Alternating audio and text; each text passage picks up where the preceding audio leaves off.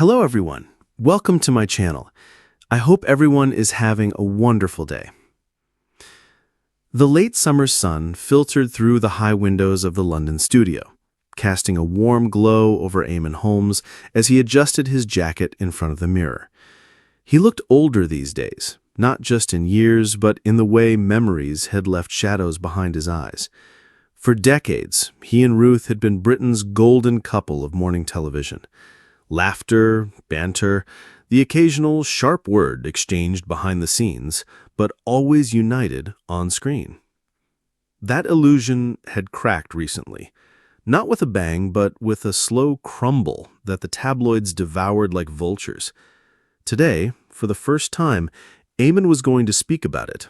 Not in headlines, not through anonymous sources or cryptic posts, his own words unfiltered.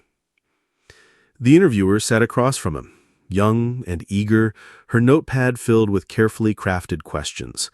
But it was the last one, the one that hadn't been written down, that changed everything. "Do you blame him?" she asked softly. "The man Ruth's been seen with." Eamonn froze for a second, a bitter smile curling at the edge of his mouth. "I hated him," he said plainly. The studio went silent, the cameras rolling, but the air thick with unsaid things.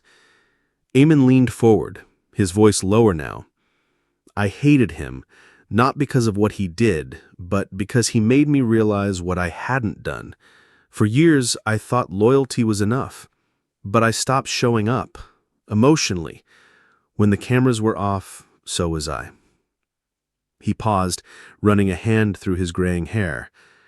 And then he came along, younger, more attentive, said all the things I used to say when we were still hungry and foolish in love. And Ruth, well, she responded to that. Who wouldn't?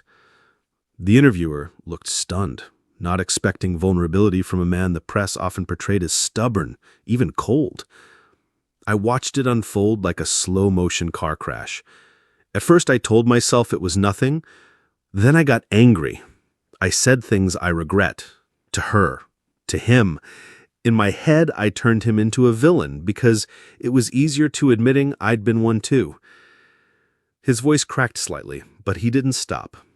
The truth is, hatred is a mask grief wears when it doesn't know what else to do. I hated him because I missed who I used to be with her. I missed being the man she looked at like I hung the moon.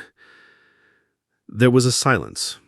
And then, as if the weight of honesty had been lifted, Eamonn exhaled. "Do I forgive him now? I don't know if that matters. What matters is I forgave myself, eventually. And I forgave her too. We're not enemies, we're just people who stopped being right for each other. It happens." The cameras clicked off, the interviewer sat back, blinking. "Thank you," she whispered. Eamonn stood, adjusting his jacket once more. Outside, London was bathed in a golden haze, moving forward as always. So would he.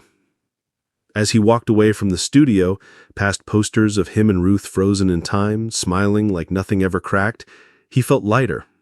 The truth was painful but freeing. And maybe that was enough for now.